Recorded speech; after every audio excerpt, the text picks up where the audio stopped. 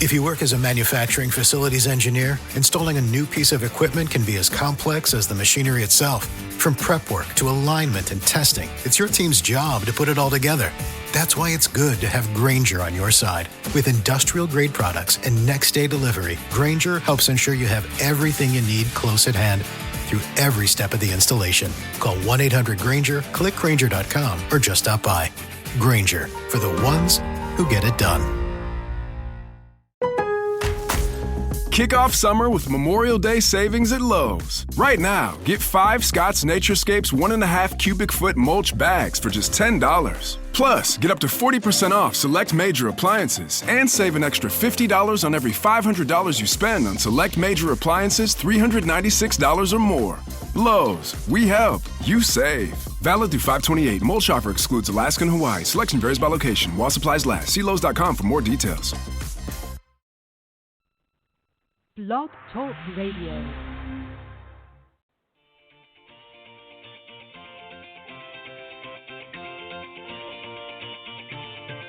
Good evening and welcome to Golf Talk Live. I'm your host, Ted Odorico, broadcasting live every Thursday, 6 to 8 p.m. Central from Panama City Beach, Florida, home of the world's most beautiful beaches. I want to take this opportunity to thank everyone for joining me on my weekly broadcast. Every week, I'll feature some of the best instructors, coaches, authors, and entrepreneurs in the golf business today. I begin with a great discussion on Coach's Corner, followed by an insightful interview with my special guest. So let's get started by introducing tonight's Coach's Corner panel.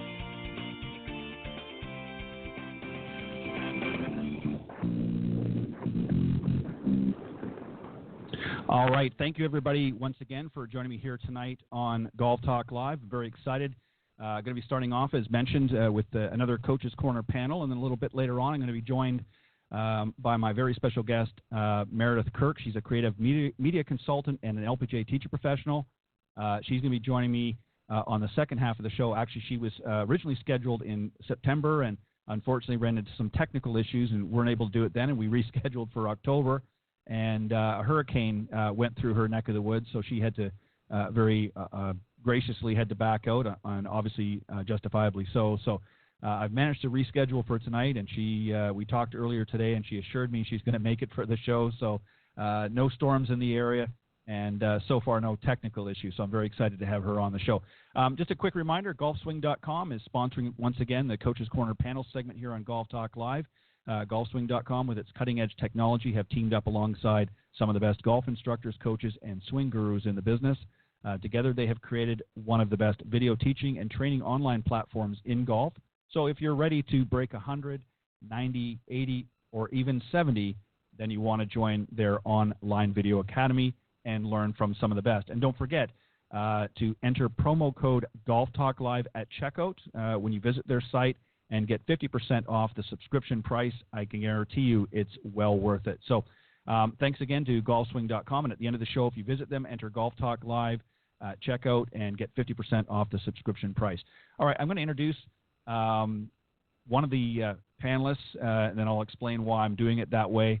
Joining me tonight is Bill Abrams. He's a PGA professional and the 2017 and 18 Central Illinois PGA Teacher of the Year, as well as the 2015 Illinois PGA Professional of the Year. He's also the owner, director of instruction for the Golf Solutions Academy in Balmoral Woods in Crate, Illinois. And also in the winter months, you'll find him down at the Grand Palms Resort in Pembroke Pines, Florida. Also going to be joining me, she's not on board yet, but on the show is going to be Jamie Leno-Zimron. She's an instructor, body worker, and consultant. She's also an Aikido 6th degree black belt and a Class A LPGA teacher professional, a corporate and conference speaker, executive trainer and coach. She's a speaker for Visage International and TEC Canada, which is the executive committee. Rounding out the panel was going to be Paul Castor. Unfortunately, he contacted me just a little while ago, and he's been feeling a little bit under the weather here for the last several days. In fact, through the Thanksgiving holiday, and it's not been able to shake it very well. So he's not going to join us tonight. He's as I said, not feeling too well. So, Paul, we hope you feel better and look forward to you joining us in the next season here on Coach's Corner. But let me bring out Bill, and I'll keep an eye out for Jamie and bring her on when she joins us. So, Bill, thank you very much for joining me here on Coach's Corner. Hey, thanks for having me, Ted. It's always a pleasure to chat with you. Well, I appreciate it, and we may end up batching it tonight. I'm not sure. We'll see if it could be a time difference. I know Jamie's out on the West Coast, so she may have gotten mixed up again with the time. I'm not sure, but anyways, I'll keep an eye out for her, and I'll bring her on. But in the meantime, let me just start with you here, and we'll try to do our best to have a good discussion here on Coach's Corner. I thought it would be kind of interesting to sort of reflect, if you will, back on the season for you, and maybe just give an idea of maybe remembering some of your best moments as a professional in 2019. What were some of the things that really stuck out for you this season that really sort of gave you an overall feeling that, hey, this was a great year for me? I really think in the end is the satisfaction and exceeding the expectations of the players, I think, is really the biggest thing as a coach we can strive to do. And I really feel this year, and with every lesson, with every year, I feel like I become a better instructor all the time, gleaning from my students as well as any information that I get, and work to become a better instructor overall. And I had some really high points. I have a young lady that's playing number 1 for Notre Dame, Lauren Boudreau, who she got to the top 8 in the USGA girls, made top 32 in the USGA women's AM, and top 16 in the women's Western. And she had I don't know if it was a YouTube, I believe it was a YouTube video and on Twitter that over 350,000 people saw in the women's AM, where she made an up and down out of the water playing Alexa Pano. Oh, wow. Very, very, very cool. When you look over the season, Bill, and obviously there's moments like that stick out, what specifically that you mentioned a moment ago that you feel that you're learning obviously as each season passes? What specifically you think that you learned this season? Well, I think, again, being mindful of your students is something that we need to do as instructors. We have to understand, number one, how they interpret information and how they understand it best and initially. And I feel when we improve our ability to do that and really can delve into the mind of a player, you can help them not only because we can't control our thoughts, but we can select the way that we're going to react to the thoughts. And I feel that's a very, very big thing as an instructor. When we can help players understand themselves better, then they're going to understand the information better and become a much, much, much better, much more solid player, whether it's a club level player or somebody competing on a national level. Yeah, I couldn't agree more. One of the things, Bill, that I've always noticed is, and what I really look for is sort of those benchmarks of improvement. I look at, obviously, first and foremost, are they getting and understanding the fundamentals that we're teaching them, especially with new students. Obviously, I'm mainly referring to at this point. We want to make sure that they understand and that they're able to develop a general skill set as far as the fundamentals are concerned. And I think that once they've got that and are able to grasp the basic concepts of grip, posture and ball position and things like that, and obviously they're going to adjust accordingly for as we know, each player is different. But overall, they get a general understanding of those areas. Once they do that, it's really about teaching them how to play the game and how to put it all together. Would you agree with that? And if so, maybe talk a little bit about that. Absolutely, Ted. And, I think that's something we've lost a little bit with the age of technology is the art of playing the game of golf. The measurement that technology gives us is fabulous. But what we do with that measurement is an entirely a different matter. We have to be able to have measured practice, whether it's a little contest, a gamification of practice. I think those things are so key to helping a player, that's striving to become the best they can, understand it and be able to improve dramatically. And I think that measurement is a big key to allowing them to practice and play their best. Yeah, I would agree with that.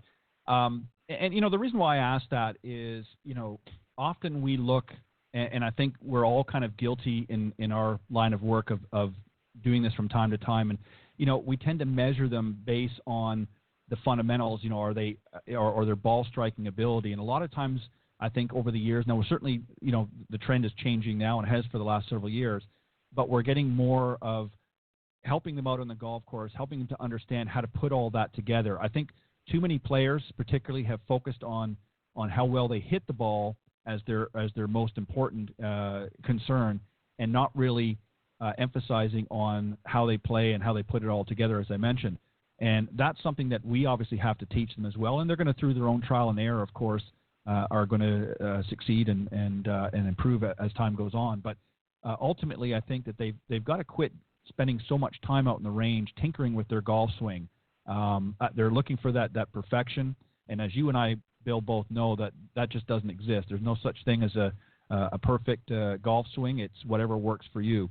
So when you're dealing with a student in that particular case, and I want to get your thoughts on this, when you're dealing with somebody who you have seen and watched over the years, and they're spending a lot of time out in the range, meddling, if you will, tinkering around with things, and not really focusing on some of the main things that they need to be focusing on. What's the discussion that you have with them, and how do you get them on the right path from there? Well, I think one of the things we need to do is when they're practicing, we have to change it up a little bit. When they're doing their block practice, we have to make the drills and the achievements that they measure much more difficult than they are on the golf course. Say, for instance, we're working on middle iron approaches.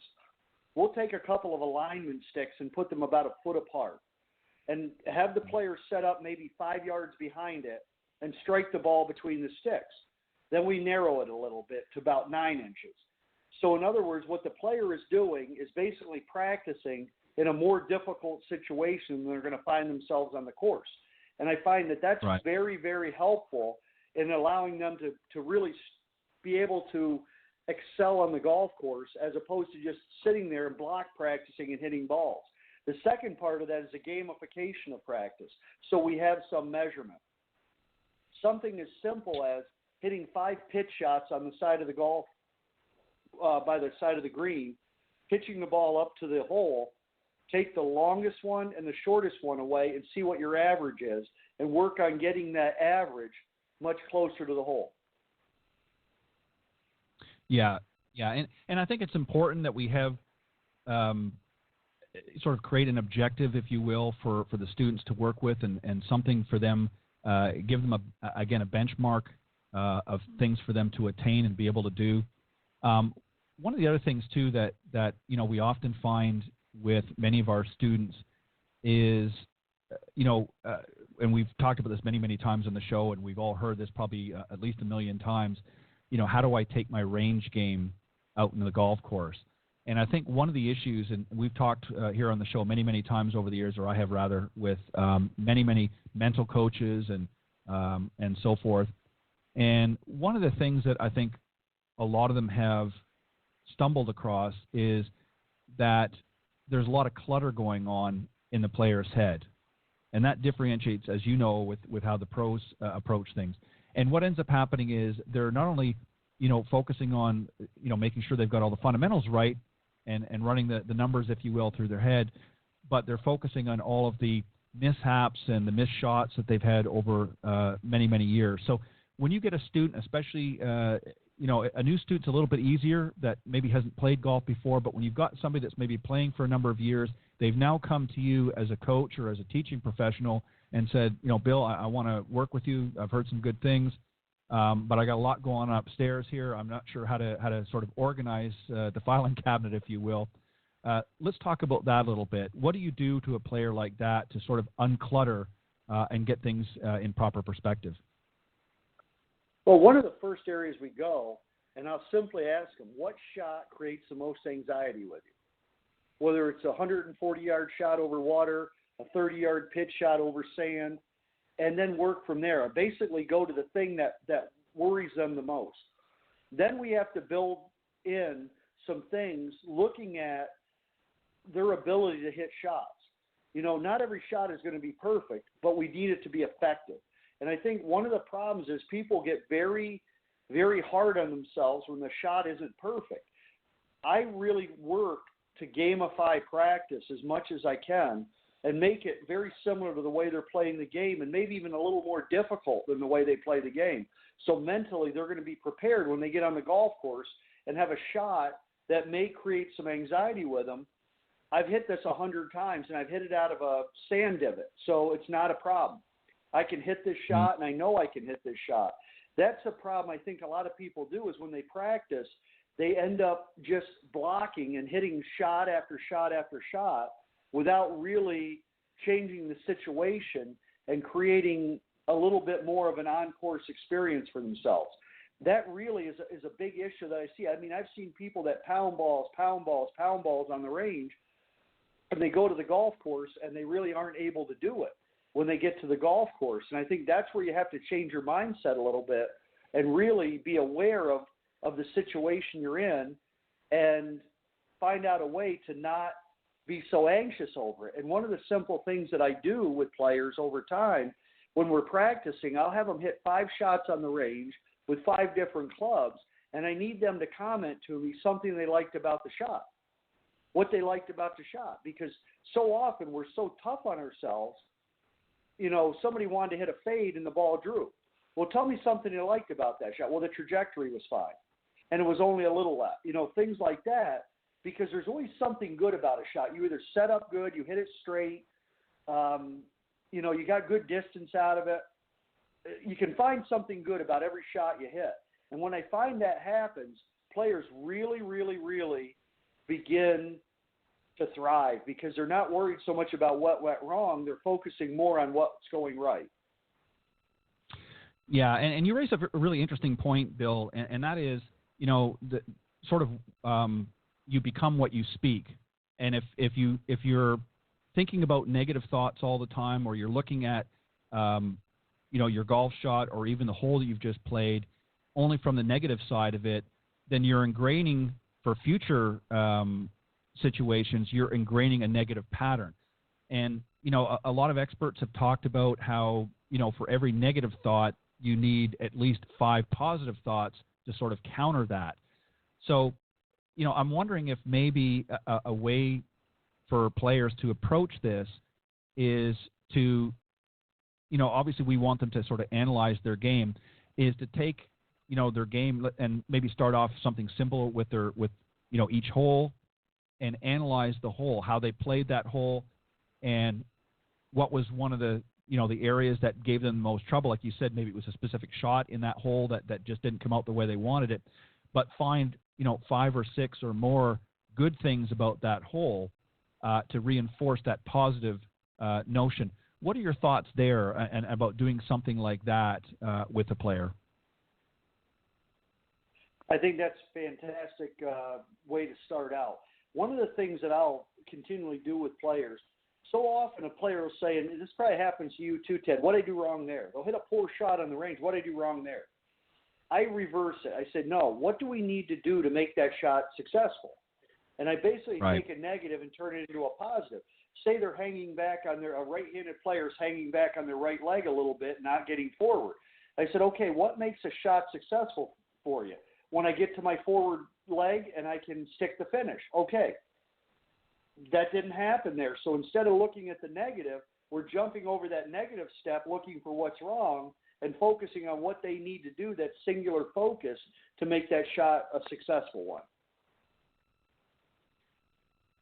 Yeah, and that's a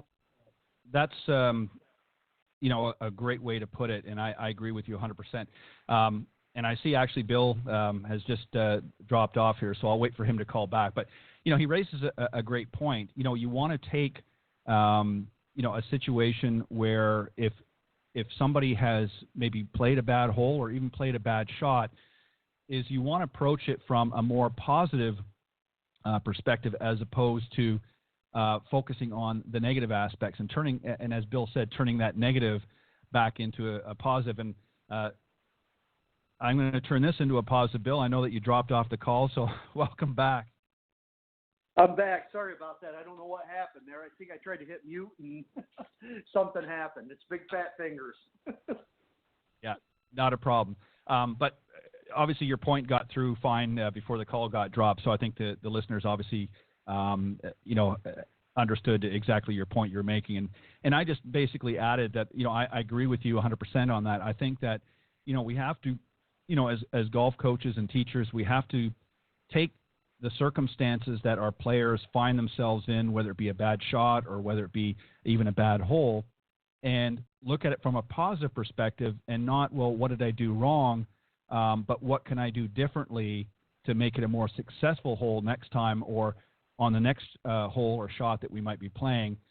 How can I now turn that into a learning experience? And I think this is what really traps a lot of people, is they get into this and it starts off maybe with a bad shot, then it becomes a bad hole, then it becomes, a bad couple of holes. Next thing you know, the front nine's not so good. Now the back nine, they're not even looking forwards anymore. They're just like, they've got their eye on the clubhouse. Let's get me off the course and just be done with this round.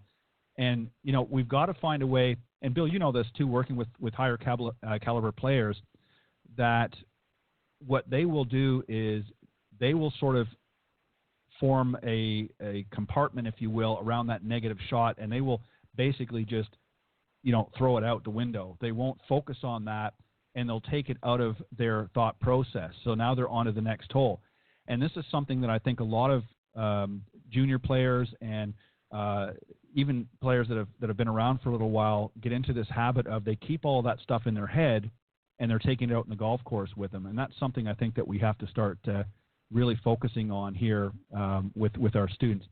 Another area too is, we come across quite often, Bill, as at least I do, and I'm sure you have as well, where, we can explain things a number of different ways. And I'm sure you've had situations, maybe you can talk about one or two of them, where, you've done everything you think you can do, but they just didn't seem to get it or understand, whether it be a concept or what have you.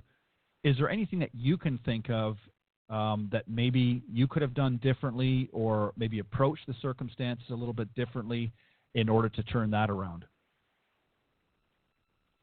Yeah, Ted, that's an interesting question, because I think that's one of the conundrums that instructors run into. Communicating to players, we have to communicate to them in the way they initially pick up information. I do something very simple, and it's a bit of a spin-off what Pia Nilsson and Lynn Marriott do in 54. I have a player hit 3 balls with 3 different thought process. The first 3, I asked them to hit little 10-yard pitches with their pitching wedge, holding the club as light as they can consistently through the shot. The second 3, I asked them to listen for the sound of the club brushing the grass and the impact of the ball. The next 3, I asked them to visualize and see the ball fly where they want to. Right away, you can almost, as an instructor, tell which way they're going to initially interpret things. I'll ask them, which way was the most comfortable for you, whether it's visually, audio, or feel. Once we get that going, now it makes it much easier for us to understand how to interpret this with a player, because this is the initial way they feel, somebody that's a feel player. Albert Einstein was a kinesthetic initial interpreter.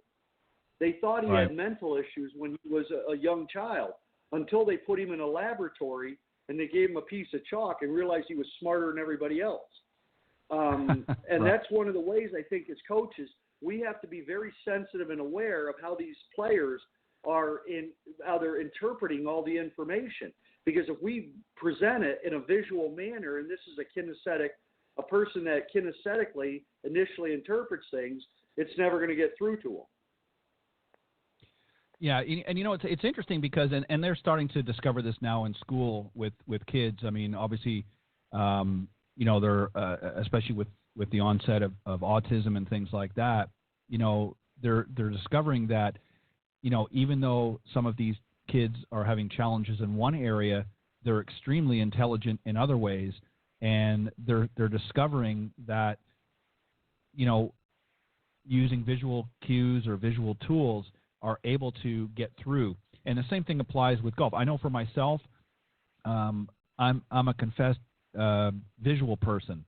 You can throw a manual in front of me and I can certainly read through it, but at times I find certain things, depending on how it's written, can be confusing. But if you get up in front of me and you show me this or this works that way, then I have a much easier time of absorbing that information. So you're exactly spot on. I think as instructors and coaches, I think what we need to do is really, as you said, be sensitive of our players and find out if we're talking there for 10 or 15 minutes and they're looking like they're confused or not understanding the message that we're relaying to them, then it's very likely that they are somebody that requires certain visual cues, as you suggest. So this is where sometimes, a teacher can sort of throw both in. They can kind of, talk about certain issues and certain points, but maybe actually demonstrate what it is they're talking about so that the student makes sure that they can sort of draw connect the dots, if you will. And that's something that I think that sometimes we forget as coaches and teachers. What do you think? Absolutely. And I've had the absolute pleasure to work with many autistic children, and I have some, and not necessarily experiment, but I found with children that are under that spectrum, so often society and schools talk down to them, and you really have to talk up almost on a higher level. Their level of organization so often is so far ahead of where we're at. And I always ask a question to see where they're at. I'll say to one of the children, I say, does it bother you when your mom puts your socks in your drawer and they don't go the way you like them? Oh, yeah. That gives me a cue that we have to work a little bit more on a routine that is exactly 1, 2, 3. And what I find is a lot of times, people that fall into that spectrum actually have an uber focus. But we need to figure out how to snap them into that uber focus. And once we do, they really can, perform way above what they ever thought they could. Yeah, exactly. And, it comes to mind, you think of players like Mo Norman as an example, to have sort of a discussion, if you will, about golf. He had certain things that he would say, he would repeat, and he had a great understanding about how to make the ball do what it needed to do.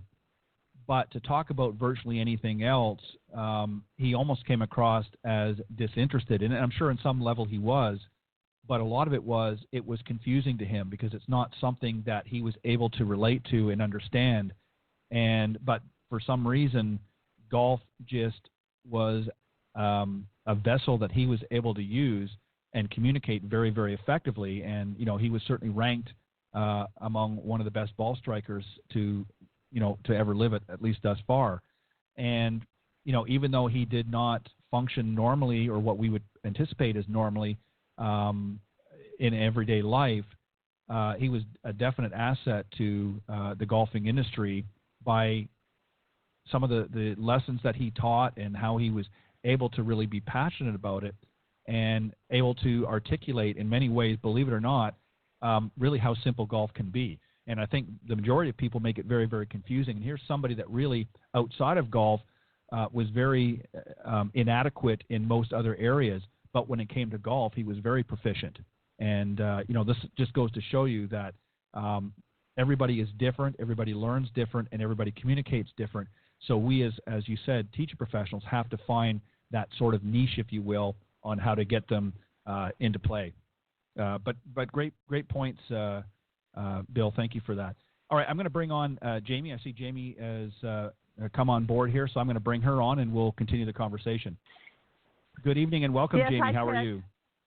I'm good. I'm sorry to be late, but glad to join you. No problem. Thank you very much. All right, I'm going to give Bill a break here for just a moment, and I've already introduced both of you, so I've already told everybody a little bit about you as well. And as I mentioned earlier, Paul, who was going to join us as well, was a little bit under the weather, so he wasn't able to come on. So it's just going to be you, Bill, and I tonight. But Jamie, let me ask you this, and I'll go back to some of the questions here, Bill, that I asked you. And if you want, Jamie, to start off with, is to maybe remember some of your best moments here in 2019 as a professional? Obviously, you've maybe got one or two that stick out, whether it be teaching and some of the different things that you did throughout the season that really sort of stuck out with you. Oh, good question.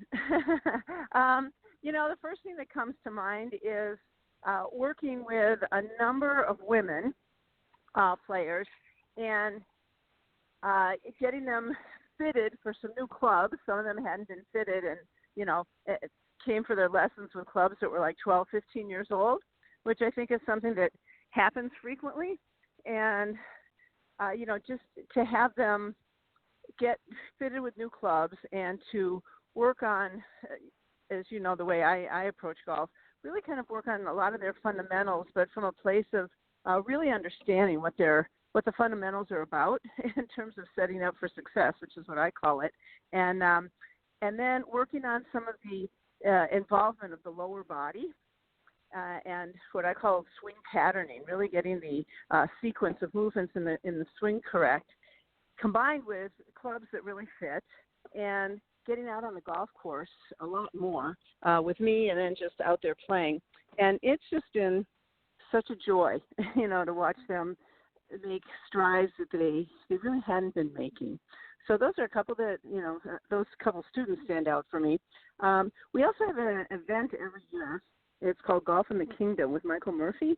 And it's a wonderful fundraising tournament. We played at Harding Park in San Francisco. And it's just been, kind of a joy to see players at different levels and people kind of being open-minded, shall we say, to this sort of more holistic, energetic sense of playing golf. And if people have read Golf in the Kingdom, it's one of my favorite books. It gives that kind of a mystical side of golf, shall we say. And so at the tournament, we do some fun things. We have a blindfolded golf hole. We have a hole where you don't talk at all, and it's really interesting to watch people, in a charity tournament, which is just a lot of fun and joking and all those things, but just no talking, and to watch the kinds of interactions that happens, the kind of shift in focus, shall we say. Right. We have a hole where you putt with left-handed or right-handed, dependent, which is the way you don't usually play. So that's always really fun to do, to mix it up like that. Blindfold, to have some blindfold putting, and even make some blindfold swings. Just these kinds of things where we're really mixing it up. I also had a lot of fun this year working with something that we call Be the Ball. And in a sense, it's like I had a student years ago come to me and say, you know what, the big problem is the golf ball. It's like I make these great practice swings, I make these swings in my mind, but when they put the ball in front of me, I just have trouble. So we started developing a approach to practice where we play as if the ball is there but without the ball. So in a sense, we're sort of the ball, we get to be the ball, and we go through the entire routine with every shot. Go through your pre-shot routine, tee it up, although you don't have a ball, but all the gestures, everything is the same. Make your practice swing, stand up there and swing, no ball. And then you get to decide where the ball is landed.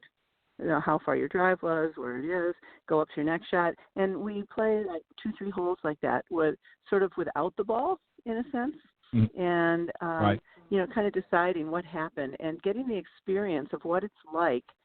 For example, what if you decided you hit it in a bunker and you just hit this beautiful bunker shot out and you're on the green and you make it, or maybe you got a 40-foot putt you left yourself and you sink it, right? And then to go and put the ball, of course, put the ball in play and play that way. So these have been some really fun things that I've been playing around with this year. Well, and I think that's interesting because it gives you an opportunity, and really it goes to a point that we were talking about a little bit earlier, Bill and I, and that was really sort of engaging your imagination a little bit on the golf course. Mm-hmm. A lot of people get hung up on the fundamentals of golf and focusing on, and certainly those are important, but a lot of times golfers get hung up on those, and that's all they're focusing on. Then when they get out on the golf course, they're still thinking about the fundamentals. They're not actually thinking about playing. They're not engaging their imagination and sort of working in the moment, shot to shot, and being creative on the golf course. And if you look at some of the best players in the world, that's exactly what they do, is their creativity sort of takes over. They're not thinking about swing mechanics when they're out in the golf course. They've already done that. They've worked all the kinks out, if you will, and they're playing with whatever game they've got that day. Now their imagination is kicking in, and they're creating shots based on the situation. So I think that's a very interesting approach that you've talked about, and I think it'd make for an interesting event. I want to ask you one more question, and we're going to get Bill back in here as well. And, you know, obviously we have situations, and this was a question that we just discussed, was students that maybe just didn't get it or just didn't understand what it is that you're trying to convey to them. And looking back reflectively, is there something that maybe you could have done differently? And, you know, obviously, and let me just preface this a little bit just to help clarify, you know, obviously all students don't learn the same. Some are more visual cued and others, you know, you can discuss or describe the circumstances and are able to grasp it much easier. But is there, you know, an example maybe that you've had, Jamie, where, you know, you've done everything you thought you could do and maybe the students just didn't really seem to grasp it? On reflection, what could you have maybe done differently, do you think? These are really good questions, Ted. Well, I think that, I'm trying to think. I always work really hard to be in good communication with my students on a very individual basis. So, you know, if something doesn't seem to be working, I really try to communicate with them and to the best of their ability and my ability to be able to figure out what is it that's not computing, and then to work with with a variety of learning modes. So to offer maybe similar kinds of information with from a visual point of view or a kinesthetic, a feeling point of view, or, you know, sometimes people need you to kind of move their hands or move their body in certain ways. So there's, you know, the visual, auditory, kinesthetic approaches. There's also kind of left and right brain approaches. And then there's also really mixing it up in some new ways, like being creative, being fun. Sometimes I'll, like, for example, I play a lot of golf catch with my students. And so for people who have thrown a ball or play tennis or something like this, that kind of helps them to get their body moving in order. And then we're just playing catch, and then we kind of change it to a golf catch kind of a game. I really try to talk with my students, let them come up with imagery or let them come up with a drill or a kind of a game that might make sense to them. See what what is a reference that they have that might make more sense than the one that I'm giving them. So, you know, sometimes it can be frustrating. Sometimes golf is a frustrating game. Learning is frustrating. But I think what's important is, you know, at times you might want to refer a student and say to somebody else and go, well, try working with them if it doesn't seem to be working between us. But for the most part, I just really try to be in tune in communication and creative and try a variety of approaches until whatever it is we're working on starts to make sense. Yeah, and that's a great point. And you know, as Bill had mentioned before too, I mean, obviously, and I admit that I'm sort of fall into this category as well, is I'm a visual learner. So for me to plunk a book or something in front of me, I certainly read books, but, you know, I find it easier when I engage, if you will, into visual mode. So when I'm even reading a book, I will visualize in my head what's going on. I'll create the scene, and then things sort of compute a little bit better for me. So I think you're right. I think trying different things, because as we all know, Bill and Jamie, that, you know, everybody learns in different ways. And sometimes it's a combination of multiple, disciplines, if you will, and sometimes it's one or the other. So, you know, you really have to, as Bill pointed out earlier on the show, is you really have to, you know, ask those questions early on and really sort of listen to the student to get a better perspective of what it is that they're looking to do, but also what their level of understanding is. And that doesn't mean that they don't understand anything, but it's just that sometimes we can confuse the process by getting too technical in our jargon. Sometimes it's just a simple demonstration can get the message across just as effectively. All right, Bill, I'm going to bring you back in here. Ted, yeah, sorry, go ahead. I wanted to say one thing. The LPGA for years has been very, very strong on what they term the student-centered model. And what that means is to be very aware and to even do some different kinds of kind of on the spot checking things out, sometimes using different kinds, Myers-Briggs or different kinds of assessment tools to get a sense of what a person's strengths are, what a person's learning style is, and always to be student-centered, which is to be very tuned in to what the student is responding to, what the student says. Right from the beginning, I can remember some of my early training in the LPGA. We would be taught to pay attention to, for example, how they have their clubs in their golf bag. Are they in little compartments? Are they very organized and, very clear about that? I always put my club back in the same place, which would may reflect a person who likes to be very organized and very step-by-step in the way that you communicate with them, as opposed to someone who just kind of puts their clubs, where it's convenient, and they may have a different or maybe more of a feel approach to things. So there's a lot of different ways to get that kind of information, but it's just so important, I think, as a teacher to keep that student-centeredness in our approach. Right, you're exactly right. And I think that doing, as you pointed out, doing a good assessment up front to understand some of the students' needs and how they understand is a great starting point. Well said. Bill, I want to bring you back in. I've got another question I'm going to ask both of you, but I'm going to turn it back over to you here, Bill. Obviously, there becomes a turning point, if you will, as a professional, maybe a defining moment in your career when everything sort of gelled and came together. Obviously, as you pointed out earlier, and as we all know, it's a continual journey and a continual learning curve, if you will. But earlier on, when we're first sort of out there as teacher professionals, it's a little bit trial and error. We're trying to experiment to find what works for us and what sort of comes together. Was there a specific turning point for you as a professional or as I said, a defining moment in your career when you realized that, everything's starting to come together, I'm kind of getting into that flow, if you will, and I'm understanding how to work better with my students? Was there a point in your career or maybe several points? That's a great question, Ted. And I think, to be quite honest with you, I've been doing this for almost 30 years. And I learn something from every lesson. I get something new from people, their perspective. And, as Jamie was saying, being very student-centric and being very aware of their needs. And I can't really point at one situation, but I can look at a lot of things that I've had the ability and the time and the focus on with a lot of players that I've seen their success come at a very rapid pace. And I take that, it's a huge compliment when people have worked with other players and they come to me and, man, you make it seem so simple. Instead of adding things or taking them away and giving us focus of what to play to make our play better. I think that's the biggest thing. I really don't know if there was one watershed moment or anything like that, but I just think it continually happens that you understand and you empathize with players and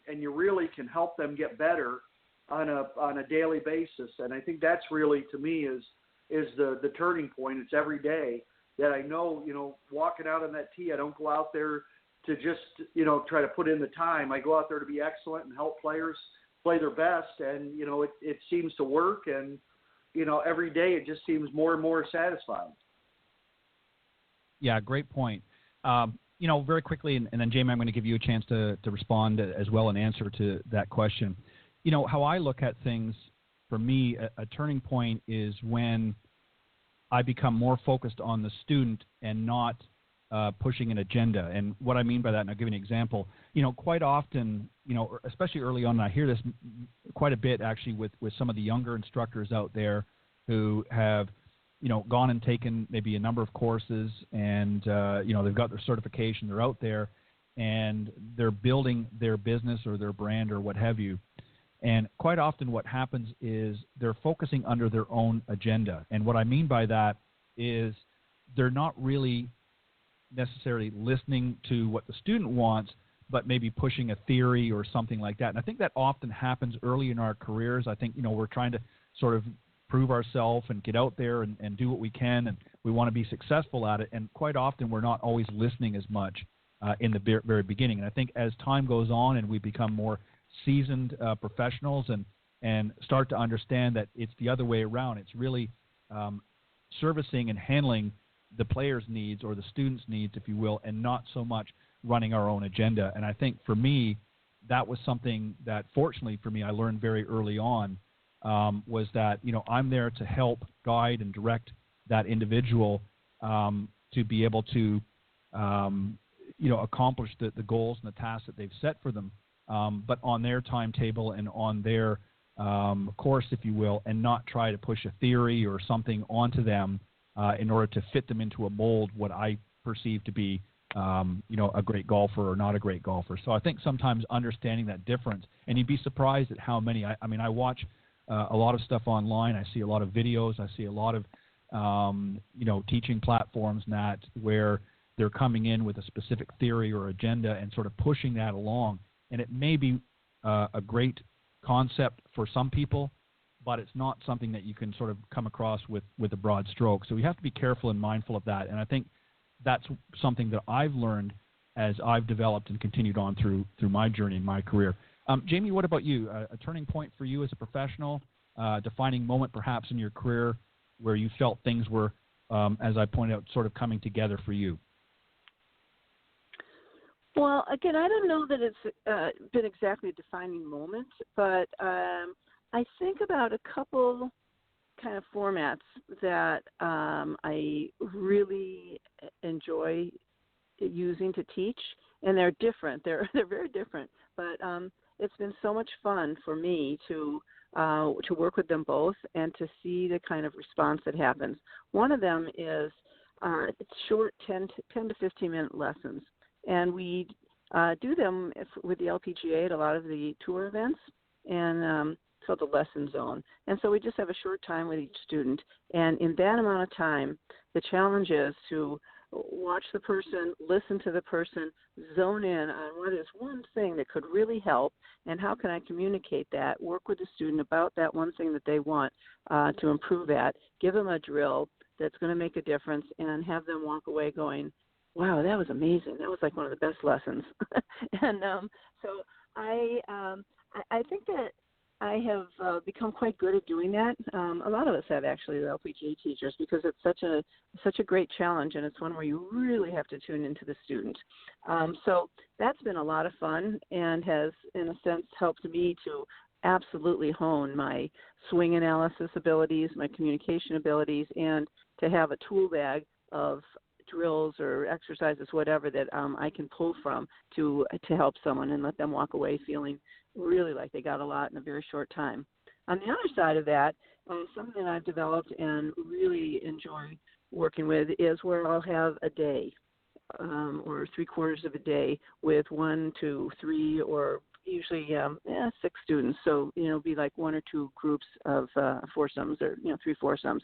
And in that day, we start out with some really interesting sort of my energy fundamentals, understanding that part of the game, and that part of even the fundamentals of golf. So really getting a sort of energetic structure about things, and then going into warm-ups and fitness, working on every aspect of the game, putting, short game, full swing. So we really do a lot of sort of range work and practice work all morning, and then it's out on the golf course to go play. And lunchtime is a working lunch where we're really going through and going over in an individual way some of the things we've been working on, how that's computing and making sense for each individual, and then getting out on the golf course and playing and with a playing lesson, being able to take all those skills and start working with them on the golf course. So those are 2 really different scenarios. But for me, those are both sweet spots, I would say, in terms of making a difference with students, and that I find that I enjoy, and a lot of my own teaching skills and creativity comes into play. Very interesting. I like that. And it just goes to show, I think, as we, develop along, as I said, in our own journey, we begin to learn ourselves. Paul, Bill, you mentioned this earlier. That you learn each time you're out there on the golf course with your students. You're learning something new each and every time, and that sort of then becomes ingrained into your wheelhouse and gives you an opportunity when that scenario may come up again with another student. Gives you some opportunities or some options or additional options, if you will, to present to a new student. So I think it is good that we're always learning, and I think that sort of assessing ourselves each season is a great opportunity for us to look at how we can do things differently, the same, or maybe even better as we again progress through our own journeys. I want to end with this question here. Obviously, as we're getting ready, as both of you know, we're getting ready to wrap up a season here on Coach's Corner. I've got just a couple of shows left, and this will be the last for you guys for this season, and we'll be getting ready for next year in a little bit. But I want to give you an opportunity, and Bill, I'm going to come back to you. As you get ready to transition into another year, you're sort of winding down. Now, I know you're down in Florida right now, and going to be working through the winter months, so you're certainly not coming to a screeching halt. But obviously, you're going to work down here with your students. But you're going to be coming into a new season, if you will, in 2020. What's next for you? Are there things that you're planning for next year to maybe do differently or change that you're looking forward to? Ted, one of the biggest things is the expansion of our U.S. Kids Academy at Balmoral Woods. We were one of the first 9 academies that they had set up. And with our partnership, I'm actually bringing on an assistant, Cody Ward, this coming year to help out with that and to help build all of our coaching products and programs, and really emphasize more with the junior elites. We're going to have a little bit more exposure with them, with some more college exposure, but also bringing in some more wedge universities, putting universities, and driver universities with our regular play that's actually starting down here in Florida.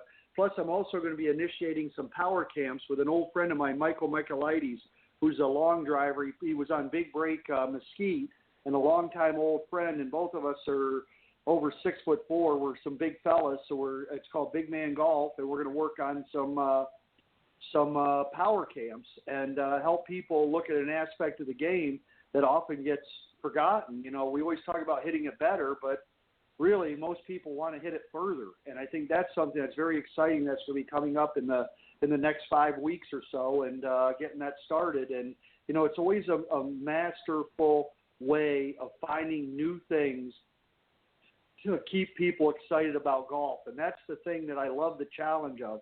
It's you have to master that art to find things that keep people excited about the game. Very interesting. That sounds definitely an interesting platform and very exciting for the new year. Jamie, what about you? What have you got, as you look and get ready to transition into a new year, what things have you got that maybe you're going to look at doing differently or expanding on what you're currently doing? Well, first of all, I just have to say I'm still smiling thinking about Big Man Golf and some of the things. It's just a great image.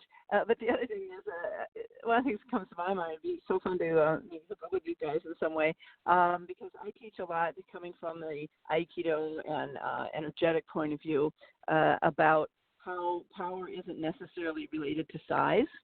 And this is related to technique. It's related to, for me, sequencing, order, a good solid base, a lot of connection and balance in the golf swing, and these kinds of things. So, and that anybody really can develop their own power, and sometimes beyond what seems to be their physical size. And what really is the nature of power is a good question. And I always like to work with people on discovering the sources of power in their body and their body-mind connection, and then in their golf swing. So I think that's just a great thing. So I've been doing a lot of work. First of all, I'm writing a book, and a lot of my time is going to be needing to be devoted to getting this book written, and it's about golf and business and life. So, that's going to be a focus for me, at least in the first part of the year. We'll see how long it takes to get that book really written and out there. And I'm excited about it. And I've been working within the sort of business and golf space, shall we say, because I do quite a bit of corporate speaking around leadership development, managing stress, and I'm really excited about stress management in many situations, and particularly for golfers, because one of the things golfers try to do frequently is kill the ball, and then they beat themselves up, and it's really kind of working with a different approach to that, and so developing more stress management skills with golfers is something I'm very excited about. And also building up the skills and the presence of women in golf and in business and leadership. So those are a couple strong areas that I'm very focused in. I also continue to work on getting out that more holistic mind-body approach, fitness, swing patterning, the kinds of things I've been working on. But I see that they're as needed as ever, shall we say, and they make as much and more difference as ever. So I continue to be, shall we say, a spokeswoman and a teacher for that. Very good. Well, it sounds like both of you have a lot of exciting plans for the 2020 season, and I want to thank both of you for all that you've done to contribute to not only this season but past seasons here on the Coach's Corner panel and as guests from time to time on the show. I appreciate it very much. If you're giving of your time, I know it's not always easy having to rush home from the golf course or when you've got other commitments to be able to squeeze the show in. So I appreciate that very much, and I look forward to both of you coming back and hopefully joining in on the 2020 season here on the Coach's Corner panel. Very quickly, I'll go in reverse order here. Jamie, if you want to just let the folks know if they're interested in reaching out to you and connecting with you, how they can go and do that, and then Bill. Best way is my website, which is kiaigolf.com, K-I-A-I, kiaigolf.com. Jamie, J-A-M-I-E, at kiaigolf.com is a great way.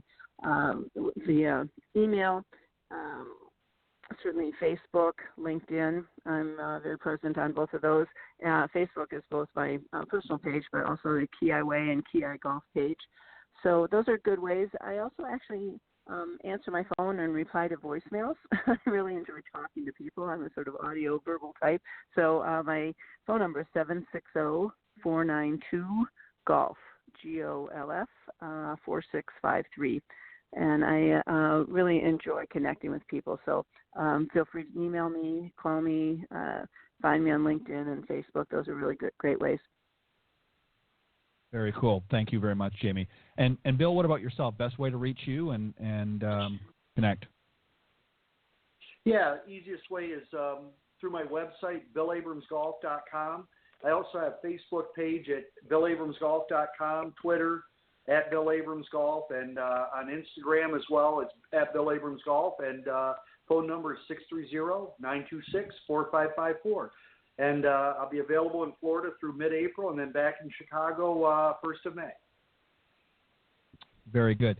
Well, again, guys, thank you very, very much for all that you have done to bring your talents and your expertise to the show. I know the audience enjoys it, and I look forward to having you guys come back again. So on that note, I want to wish you the very best for the holiday season, much continued success in 2020 as well. And again, thank you very much for all you've done to help keep this show in a great company. Well, thank you, Ted. Thank you, Bill. My apologies again for being late. Yep. I'm very glad to join you and wishing everybody a very happy New Year and a lot of great golfing. Yep. Thanks so much, Ted, for having us this year, and really appreciate it. Take care. All right, you too. Bye-bye, guys. Bye-bye. All right, that was two of the Coach's Corner panel, Jamie Leno-Zimron and Bill Abrams, joining me live here on the Coach's Corner panel. And as I get ready to welcome tonight's special guest, Meredith Kirk, I just want a quick reminder, or thank you, if you will, to golfswing.com, the sponsor of the Coach's Corner panel this season. And here's just a short little clip. Take a listen. Are you finally ready to improve your golf game? Golfswing.com is changing the way golfers learn online. With the largest collection of golf training programs and drills on the planet, Golfswing.com can help you improve every part of your game. Whether you want to gain more distance, hit it closer, or just sink more putts, Golfswing.com's staff of world-class coaches can help you gain the results you need. Watch unlimited videos on any device from anywhere in the world and start playing better, scoring lower, having more fun, and saving money. Get your fix on demand at Golfswing.com. All right, and remember to go to golfswing.com at the end of the show and enter promo code Golf Talk Live at checkout and get 50% off the subscription price for their website. Again, go to golfswing.com, enter promo code at checkout, and get 50% savings off the subscription price. All right, tonight's guest, it's kind of an interesting backstory. She's been a guest a number of times over the years on the show. But I managed to finally get her on this evening. She was actually scheduled 2 other previous times, and we'll talk about that when she comes on. But let me just remind everybody who she is. Of course, I'm talking about Meredith Kirk. She's a creative media consultant and nationally ranked LPGA teacher professional. Has been awarded the best young teacher in America multiple years in a row by Golf Digest. A former Mrs. South Carolina, and achieved recognition by Golf Magazine as being selected as a top innovator in golf for her creative development of a national nonprofit junior golf program that provided fitted golf equipment to the youth.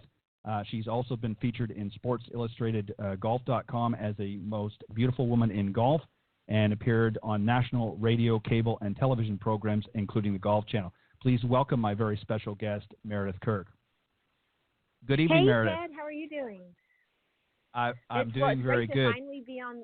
Oh, we're both excited to talk to each other, because it was twice now that we've tried to arrange this, and then we had a hurricane, and so it's so good to be on the show and to hear your voice. Well, I appreciate that. Yeah, you know, if I remember correctly, I think the first time was back in September. And if I remember correctly, I had run into some technical issues and had to actually cancel on you. And then October, we had you rescheduled a few short weeks later. And of course, you had a hurricane blowing your way, so you had to, unfortunately, and rightly so, had to withdraw. So we managed to rearrange and get you on before the season ended. So I'm very, very grateful for that. So thank you. I'm glad we were able to do that. All right, I want to start off tonight. Yeah, I want to start off tonight with you talking about a few things actually that I talked about just prior to you coming on this evening with the guys on the Coach's Corner panel. I think there are some interesting questions, and I'd like to get your perspective on it. And first, I think foremost, I want you to sort of reflect back on 2019, if you will, and remember some of your best moments as a professional. Oh, wow. That's a great question. I taught a lot in 2019. I have amazing students. I really have to say I have amazing students. And, you know, I feel like as a coach and as an instructor, I'm growing a lot. I'm always learning. You know, we never arrive to knowing everything about the golf swing and helping others learn the game. But I would say this year is a highlight for me personally. Ted, I would have to say it's my confidence instructing. I think I struggled for a couple years, especially after I won Mrs. South Carolina with, you know, people maybe making comments like, oh, come on, you know, beauty queen, you know, golf instructor, you know. I came across a few comments online that, you know, just kind of hurt my feelings, so to speak, a little sensitive to. And, you know, I tried to ignore it, but I think it somewhat affected my teaching to a degree for a period of time. I felt like, wow, you know, this is how I'm kind of getting labeled as an instructor. And, you know, people didn't realize that I taught for many years prior to winning Mrs. South Carolina. And I really feel like this past year I have my confidence back, and it feels really good. Yeah, and you know, you raise a valid point. I think a lot of people look at that unfairly and judge you based on something that you chose to do for a personal reason, and not to really draw attention to yourself for your own selfish reasons, but it was actually for and we don't need to get into all the specifics, but it was actually really for a good cause, and it was something that you wanted to do. And I can understand how that would certainly have an unfortunate negative effect for you. And as I've told you, in conversations before, you've got to learn to drown out some of the negative comments, because, as you know, it doesn't matter who you are. I mean, I get them too periodically. They'll, somebody's listening to the show and they didn't like something or whatever, and they've got to put their 2 cents in. And people are always going to do that. And I think if you listen or tune into it or let it absorb into your psyche too much, it can have the effect that obviously it had with you for a period of time. And I'm glad that you've been able to rise above that and look past that and say, that's not going to define me, and move forward. Right. I want to also talk to you about students specifically, and maybe you can give some examples in that. But obviously, every student's different, and their learning styles are different. Your teaching is going to be a little bit different from student to student. But were there some things that you can recall, and you can use this past year as an example if you want, right. Or others? It's up to you. But that benefited greatly from what you did. So was there, again, sort of a defining moment, if you will, with a student this season that really everything just sort of gelled together and they really got and understood what you were trying to get across, and obviously saw some success as a result? Absolutely. I would say one thing that comes to my mind, actually, I mean, I taught this morning and I was working with a student just this morning on this, and I have worked with this issue all year for 2019, but it's really dialing down what clubs are working for you, what clubs are not. I think that we kind of, not so much instructors, but maybe beginner golfers coming into the game or intermediate players feel like they have to use all of their clubs. I think it's a misconception. You don't. One thing that I've done with all of my students this year is just really dial down, okay, what clubs and distances do you like to play with the most? And that's one question I was just talking with my student today about. They have the traditional 14 clubs in the bag, and I just said, look, let's get this down to 6 clubs. Let's pick out your favorite clubs, the clubs that you are most confident in, and let's get really good at playing these particular clubs. And then as you progress and you get more comfortable with your shots, we can always add different clubs, for example, maybe some different wedges or whatnot down the road. But it's really just gaining confidence. Again, I'm going to come back to confidence. I have felt it personally this year as a coach, but I think my students, just building their confidence, getting confident in the little things in golf, club selection, clubs that you're comfortable with, distances that you're really confident, maybe you get a good ball dispersion, a tight ball dispersion with a practice session with your 7-iron. That's good. Getting really confident with one club, building from there. So that's kind of my theme with my students is good course management, good club management, getting confident, and just going out there and enjoying the game. Well said. Excuse me, and I couldn't agree more. I think that you have to, sometimes you have to sort of re-educate the students a little bit. That they've, as you said, they've kind of been taught for years, or they've learned for years that you've got to, and certainly there's nothing wrong with having 14 clubs in your bag, obviously, but right. Sure. Focus on clubs that are going to benefit you the most or have benefited you the most, and really focus and dial in on those, because a lot of times, they'll get themselves in a situation where they're not comfortable, and once the wheels sort of fall off the bus, it's very hard for them to regroup and get back on track. So focusing on, a positive thing, I think will help them transition a little bit better. And then, as time goes on, you can kind of add some, extra clubs along the way. But I agree. I think that's a smart move. I want to flip it a little bit and go to sort of the opposite. And obviously there's going to be students that, for one reason or another, maybe just didn't get it, or you weren't able to articulate what you needed to. And on reflection of a situation like that, is there anything that comes to mind that you could have maybe done differently with that particular student that maybe could have helped make that a little bit easier transition for them? That's a great question as well. Every now and then you come across a student where, obviously if you're a golf instructor, you want to learn the language that the student speaks. Are they visual? Are they audio? Are they very mechanical? They got to get in there and feel. And so, I'm a pretty good reader of people and what their language is on, how they speak and how they learn. And that's one thing that we're trained to do as LPGA instructors in our curriculum, which is a phenomenal curriculum. I love being an LPGA instructor because of that. But one thing that I come across is every now and then you get a student that you're connecting with and that you're speaking to them in the language that they can learn the game, but yet they can't connect to what you're wanting to improve or modify. And so oftentimes, you want to give drills or tips or motioning them out in these certain positions, or let's say you're working on takeaway, for example, working on some drills with that, but they still can't make that change. There are times as an instructor, I'll walk away from a lesson, and just when I think I'm actually becoming a great instructor, these students humble me because I walk away and I say, gosh, I feel like they weren't connected. I could tell that they were a little discouraged walking away from the lesson.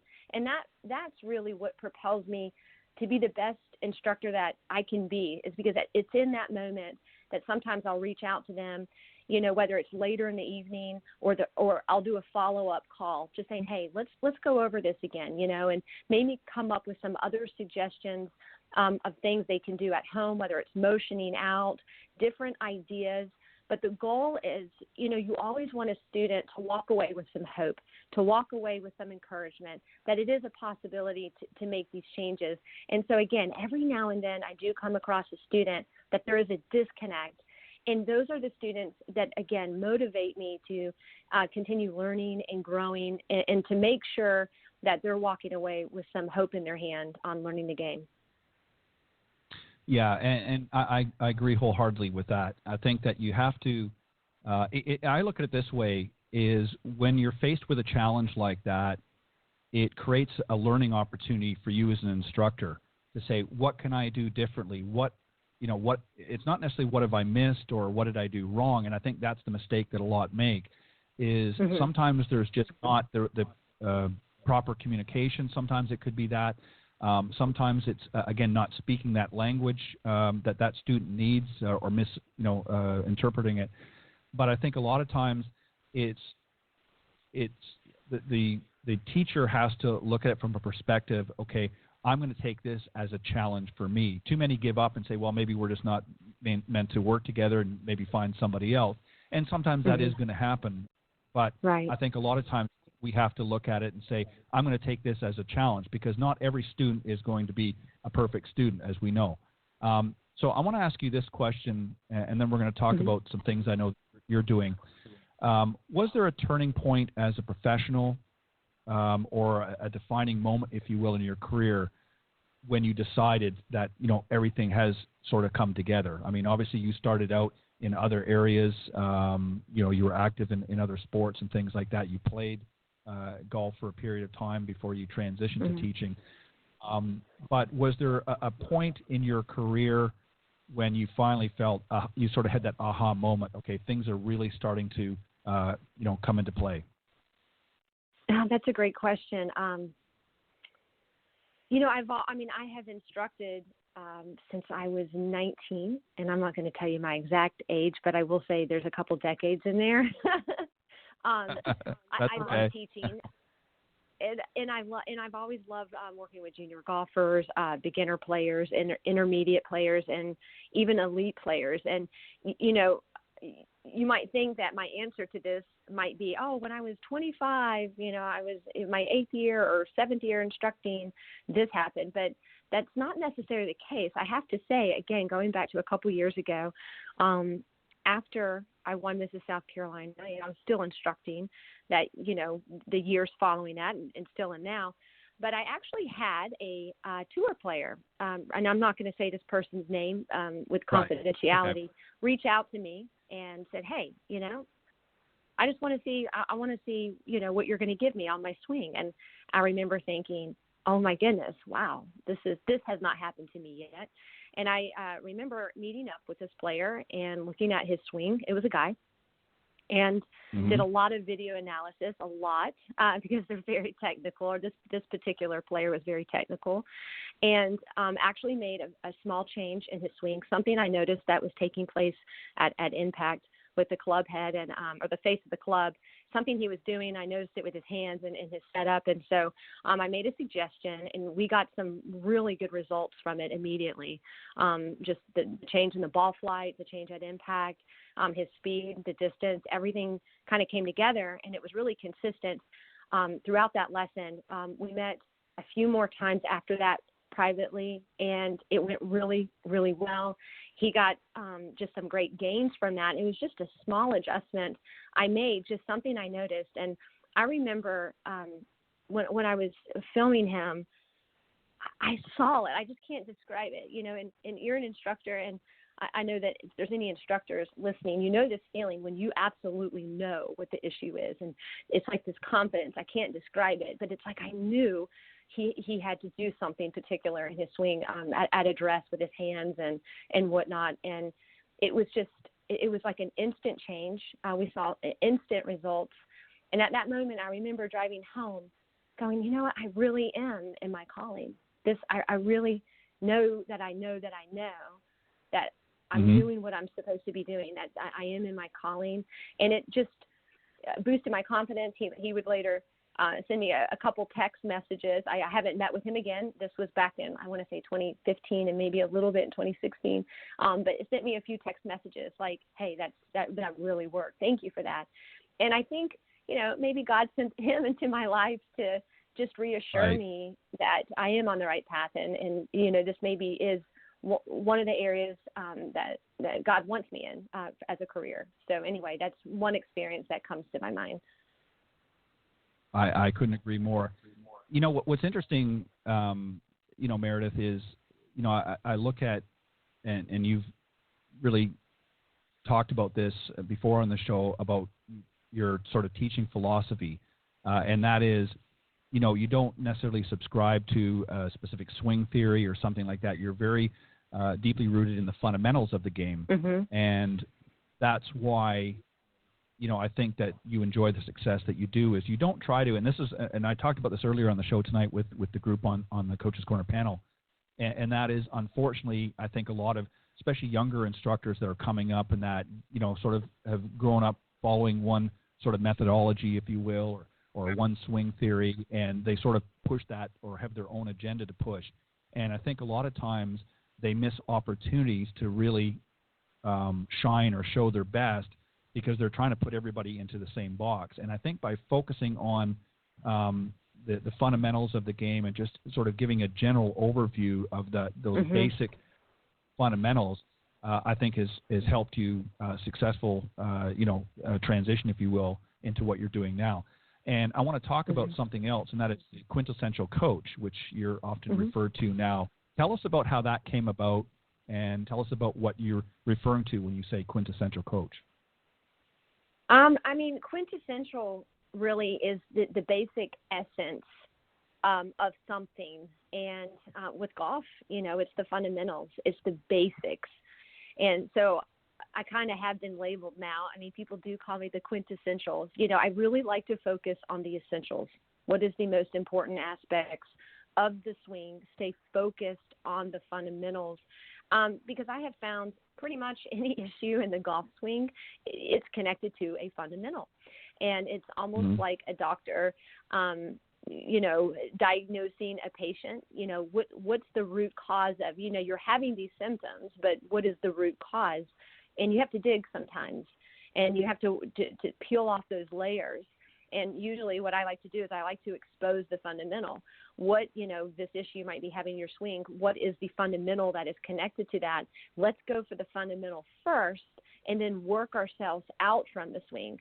So I really like to go to the core, the essence of the golf swing, and then work out of that. In fact, I've drawn this really wild diagram. I've never shown anybody. I've actually never even talked about it. So I'm giving you something new here, Ted. But I love it. Yeah, it's a huge diagram of like somewhat my teaching philosophy on the fundamentals and how it branches out into all these different issues in the golf swing. And I've kind of built this thing over the last couple years. I haven't shared it with anyone. I think the first people that I would share it with would be some of the women that I look up to with the LPGA, the teacher's education program. There's some women I really admire. I would definitely have them take a look before I were to go public with it, just to make sure I'm right. But I'm just kind of keeping track on this. And so my confidence is built in the fundamentals of the golf swing. And I think as an instructor, like you said, the younger instructors are trying to somewhat niche themselves. And to me, that's definitely territory that I'm not comfortable with, because you can't go wrong with the fundamentals. And it depends, too, on your students. I have a lot of students. I have a lot of women. I have a lot of beginners. I have a lot of retirees. And then I have a few elite players that come and go. And as they get older, college, tour, Q school, but I can teach all these different groups. Now, I guess it depends on which road you're going down. Some of the younger instructors really want to get just all elite players, and it really depends. But again, regardless of whether you have an elite player, a collegiate player, or someone coming out of college who wants to go on tour, or whether it's the beginner golfer, it's still got to be rooted in the fundamentals, the quintessentials. So that's the program that I'm sticking to. It's the one that I'm most confident in, that I get the greatest success, and that's what I'm always looking at. I always start with my students, no matter what level they're at. I observe them probably for the first 10 to 12 minutes of the lesson, and I'm literally studying their fundamentals, because that's what we're going to hit first. We clean the fundamentals up first, and then once you clean the fundamentals up, then you go to that next stage and work yourself out from the swing. Yeah, I couldn't agree more. And I think that as a teacher professional or slash coach, if you will, I think it's important for you to start there. And you raise a very interesting point, because, and you're spot on. And the reason why I say this, and one of the greatest golfers that ever played this game was, of course, Jack Nicklaus. And I remember watching his video. So of course I'm dating myself now too. Golf My Way. But anyway, that was great. And in that video, he talks about how every season when he would come out, that's what he would work on. He didn't work on swing theories or necessary swing mechanics. He worked on the fundamentals, his grip, his stance, his posture, and ball position. And he made sure, and those were the primary things that he focused on. And he would warm up, and then, of course, he would decide what tournaments he was going to play throughout the year and he'd go out and he'd work on it. But that's what he worked on. And obviously the schedules have changed now. They're playing longer in the season. Back then, of course, they had several months off through the winter months, so he did other things and that. So that's why he worked on those fundamentals when he came back out on tour each season. But it's interesting that when you look at our industry, certainly we all talk about the fundamentals, but it goes back to the point I made a second ago, is where we're seeing a lot of newer instruction coming out. And they're talking about fundamentals, but they're, again, sort of pushing a different theory or an agenda, if you will, and they're putting themselves really in a category that lends to not a lot of longevity, because, as you know, I agree. Every student's different, and if you're teaching one sort of theory or methodology, then you're basically defining yourself as a teacher, and that's fine if that's what you want to do. But I think if you're looking to develop longevity, I think you've got to be sort of well-rounded, and that doesn't mean you don't look at other opportunities, but if you pigeonhole yourself, I think, into that, I think it causes for a lot of problems. So I agree with you on that. Right, it's like trendy. So it's like having trendy clothes. Trendy clothes, they go out of style. They end up not working, and it's such a temptation for many instructors and golfers coming into the game with all these different methods and methodologies. Oh, I'll try this. It suddenly becomes like this buffet. Like, oh yeah, this tasted really good, but it didn't really taste as good today, so I'm going to try this. And then you end up, it's a dog chasing one's tail on that. there is, to me, again, with my philosophy and being rooted in the fundamentals, the quintessentials, that is what builds confidence. Because when you're competing and you're out on the course, it's a game changer mentally. Because when everything is falling apart and you feel like you're breaking down, let's say you're having some poor shots, you're getting in your head, you're struggling. We've all been there. That's when the fundamentals come in and save you.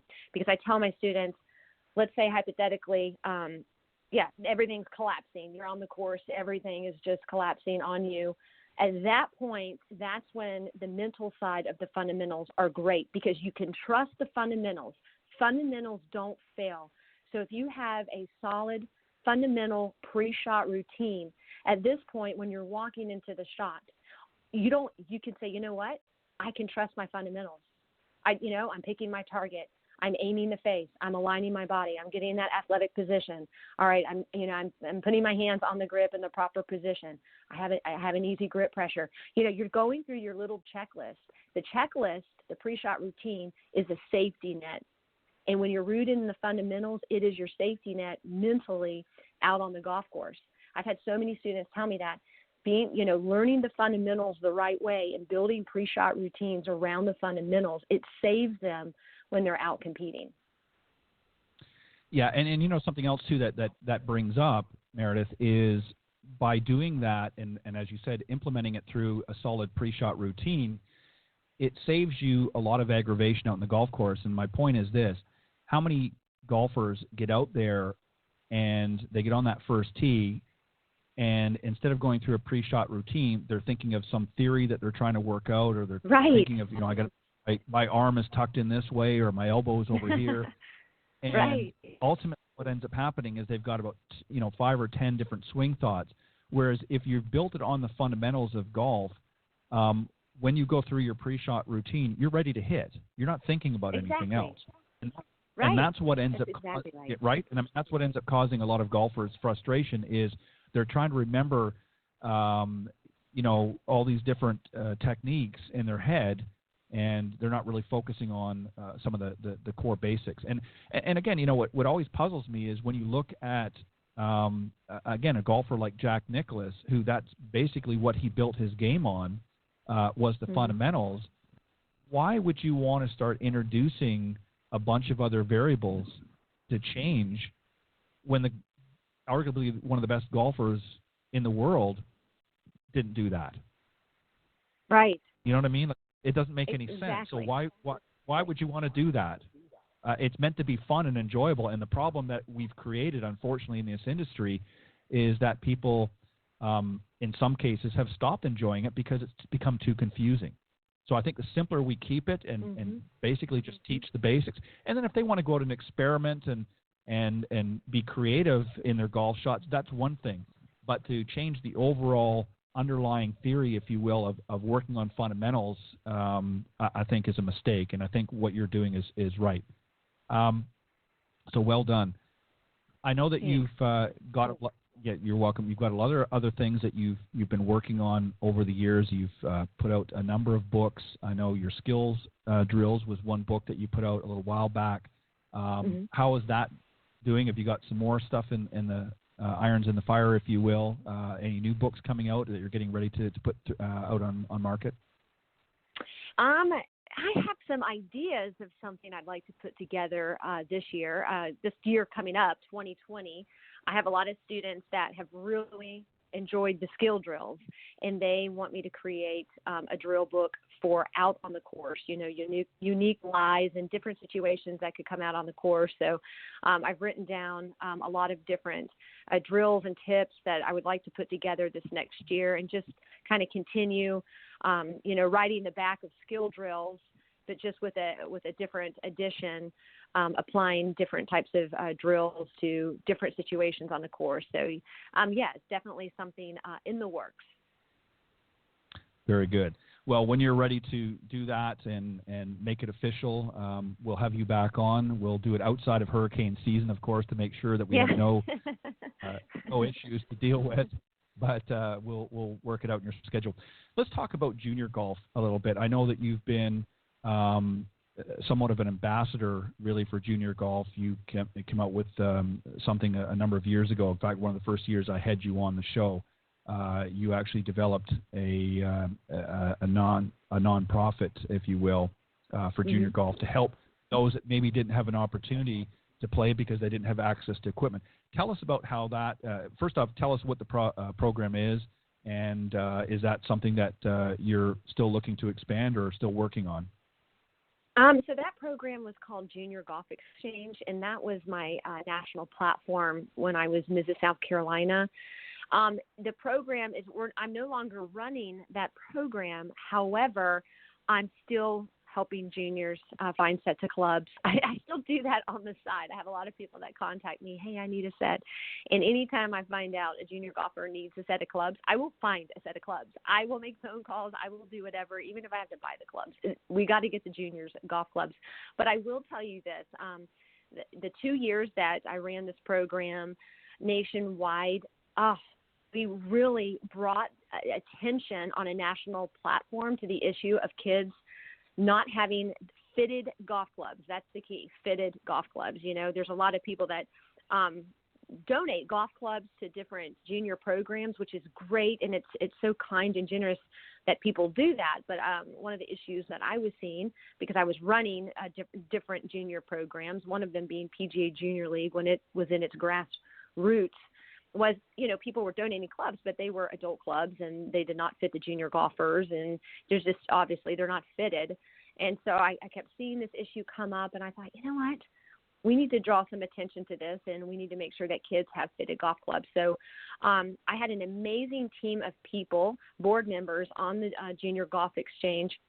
In fact, one of the ladies that she was vice president of the Junior Golf Exchange, her name is Paige Cribb. She's amazing, but she's actually, I believe, she is the first female secretary of the PGA of the Carolinas now. So she's really just done amazing things in the golf industry. Her career is just really growing. But not just Paige, but I had a number of people helping me. So it definitely was not a one-man show, just amazing people coming together. We were able to get dozens and dozens and dozens. I can't even still calculate the number of sets of clubs that we got out this 2 years that the program was running. But more important than that was the national attention that we received for the program. So that, again, was my platform for Mrs. South Carolina. That's why I ran for and competed for Mrs. South Carolina and then went on to Mrs. America, because I wanted to draw attention. And that it was amazing because I won and we were able to gain so much national attention. And then what happened after that was we looked at doing the trademarks and really expanding Junior Golf Exchange. But there's some issues with that because really the program was so simple that anybody could do it. So we really had to come to the decision, do we keep running this program and go through all these trademarks and really put a lot of money into getting it out there at all these courses nationwide, which we had a lot, but really, really take it to that next level.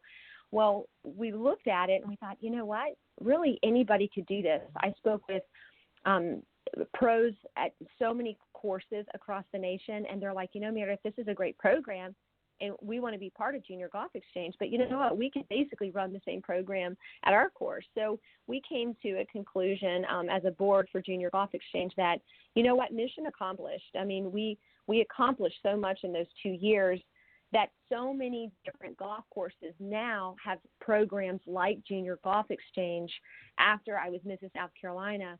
So I think that was the coolest part about it. It's like, you know, when you go into a project, you have these expectations. Of course, I wanted it to kind of be stamped and trademarked everywhere. But what I didn't realize is that whole time, you know, I'm trying to get courses on board and courses were coming on board and we were growing. But I really didn't take in all the national attention that we were getting. And still now to this day, you know, on the news, I hear about, you know, getting fitted golf equipment. And I'm like, man, I did not hear that a lot prior to when I won Mrs. South Carolina. So I feel like maybe that year that I felt called to do that, I feel like maybe I planted a little seed. At least I hope so. some of the response that I've gotten back from it is that there was a seed planted. And if that was my only job, to plant the seed and to serve the children that we did for those 24 months and spread the word, then I just pray that the water is continually pouring on that particular seed and that it continues to grow. Well, I agree with you. A job well done. And you know what? Sometimes that's really all you need to do is just sort of plant that seed. And you're right. I think it makes a lot of sense once the momentum gets going. You were able to show where there was a definite void in the golf industry. And, as I pointed out at the beginning, I mean, you entered into the Mrs. South Carolina really for unselfish reasons, and that was really to draw attention to a cause that you firmly believed in, and you succeeded in doing that.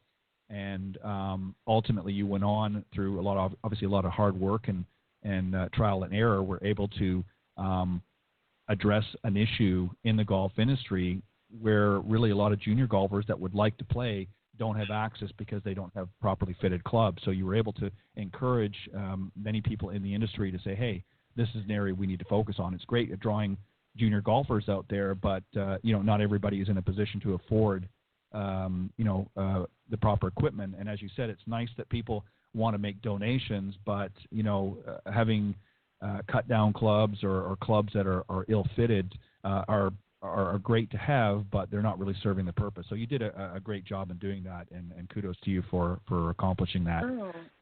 Thanks. And I just want to add with that, the main driving force behind me doing that was, as a coach and instructor and someone who was running multiple junior golf programs, I would see kids cry, literally, because they could not strike the ball because the club that they were swinging with was not fitted. I literally saw children crying and getting upset, completely discouraged, and it was just unacceptable to me. I mean, I just remember numerous times after practice sessions, I'm like, these kids don't have the right clubs. It's so upsetting to see these kids get so excited. They want to hit a good shot, and there is almost an impossibility with some of the clubs that they were using. So, again, we want to grow the game. We want these young kids to have fun on the course. I mean, I had so much fun growing up playing golf out in the golf course, but I was fortunate. I had a decent set of clubs that my parents were able to give me, but that's not the case for everyone. And if you don't have the right club, more than likely you're not going to have that much fun out there. And we want these kids having fun. That's how we're going to grow the game. Yeah, I couldn't agree more. You have to be able to provide the equipment as well for these kids to play. And there are many kids out there that obviously don't have the same opportunities that maybe someone like yourself or myself might have had growing up. And by making that awareness in the way that you did was again, a great job. I also want to mention, too, and give you an opportunity to talk a little bit about this. I know that you also, as I mentioned, you're a creative media consultant. You obviously work with some great organizations in helping bring awareness to particularly Myrtle Beach area. You work with MyrtleBeachGolfTrips.com and MBN.com. Mm-hmm. Talk a little bit about that. Mm-hmm. Okay, that is the most fun job ever. I mean, it's different than golf instruction. It's a totally different job. I'm not instructing, but it's creating digital content, golf content, to grow the game of golf, to bring people to Myrtle Beach to play golf. I've been working alongside just collaborative work with Founders Group International. They own and operate 21 golf courses here in Myrtle Beach, a wonderful company. And I've been working with them about 8.5 years now, and it has been so much fun. So I get to be their Myrtle Beach golf ambassador, and it's the coolest job ever. I love it. So we get to showcase some of our amazing courses here in Myrtle Beach. I mean, we have almost 100 courses, basically on a 65-mile coastline, which is awesome. Right. And that's why we are the golf capital of the world. I mean, we have so many golf courses here, and we have some amazing courses and golf courses for everyone. I mean, not every golf course is the same here in Myrtle Beach. So we just promote our golf courses. We encourage people to get out and come play golf. We offer programs in the summer where junior golfers 16 and under can come out and play golf for free. For free. We're talking at some premium courses here in Myrtle Beach. I love that. So it's just this role that I have with Founders Group International. It's such a blessing because I get to do what I love. I get to showcase this wonderful area, showcase golf courses, but also grow the game of golf. And that's a huge initiative with this company. And I'm just honored to be on board with them. It's just so much fun. Yeah, and I think you're exactly right. What I like about what you're doing is, you're not only teaching the game to a variety of levels of students, but you're also making it aware that there's a lot of great things happening in the Myrtle Beach area besides the beach. I mean, obviously that's a great thing, but there's a lot of great golf out there. And for people that have played golf or are in the golf industry, they're familiar with Myrtle Beach. But for somebody that's maybe new to the game that doesn't know a lot about it, it's a great opportunity really for you to share that experience with them and say, hey, we've got a lot of things going on here in Myrtle Beach. Golf's one of them. We've got some fantastic properties. Obviously, I've been to Myrtle Beach many times, and I know they've got some great courses there. Like you said, 65 miles and 100 golf courses. That's a lot of golf in a small geographic area like that. So yeah, you're quite right. And you've done a great job. I've obviously have seen a number of the videos that have been posted on both sites and other areas that on social media. But you do a great job, and you're a great ambassador for them. So I'm not surprised that you've been with them for 8 years. And you're also a brand ambassador with Callaway Golf and Antigua Apparel. Talk a little bit about that. Oh, yes. Well, I have been with Callaway for about, I would say, 7 to 8 years, and I love their equipment. I'm still playing with the Epic. I have not switched to the follow-up driver, the newest one. I haven't. I'm just with the original Epic. I love it. And so I'm kind of just sticking to what works right now. But Callaway is great, and Antigua. I wear Antigua pretty much. If you watch me on our Facebook Lives at mbn.com or a lot of the work I do with myrtlebeachgolftrips.com, I'm always wearing Antigua, and I just appreciate them. They have a wonderful president of that company. He is extremely generous, and not just with myself, but the tour players and other teaching pros. And, it's a great company, great clothing. They have some really super cute stuff. And so it's a lot of fun doing some work with them and promoting Antigua, because they really do have some great golf lines for clothing. And I don't like to get, especially in hot weather, their clothing line, the summer stuff that they have, I love. It's like all breathable and it's got like SPF. Some of their clothing has SPF, which is amazing. And, I try to take good care of my skin, and I'm always encouraging golfers and maybe someone listening to get your skin checked. If you're a golfer,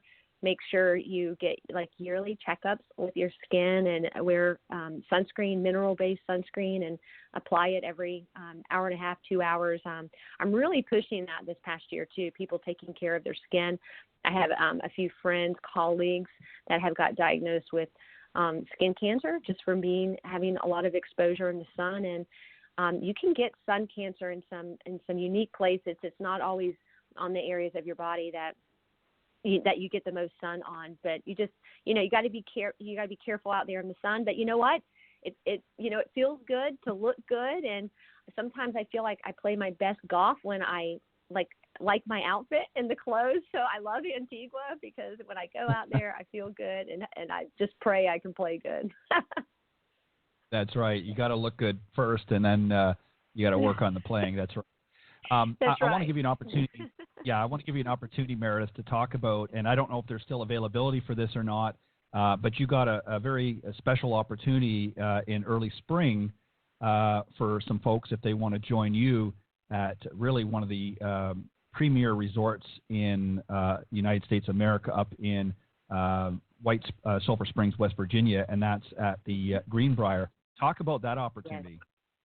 Oh, I'm so excited about this trip. Okay, it is April 16th through the 19th, 2020, and I have teamed up with World Golf and Travel, and we're hosting this golf school at this beautiful destination. I cannot be more excited than this. It's going to be so much fun.